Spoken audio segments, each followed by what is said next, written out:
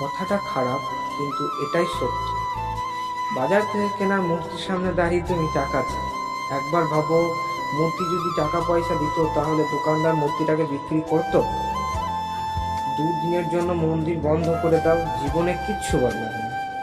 কিন্তু শুধুমাত্র একটা দিনের জন্য যদি হাসপাতাল বন্ধ হয়ে যায় না, মানুষ তার নিজের অকাতটা বুঝতে পারে।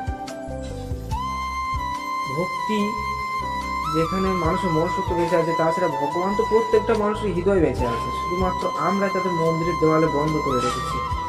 ভক্তি করো, কিন্তু চোখ খুলে। কারণ ভগবানকে খুশি করার আগে তুমি যদি কোনো মানুষের মুখে হাসি ফোটাতে পারো না, সেটাই সবচেয়ে বড় ধর্ম।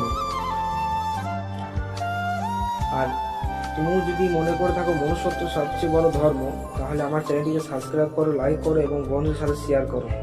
বাই বাই, আবার পরের কোনো এপিসোডে দেখা হবে।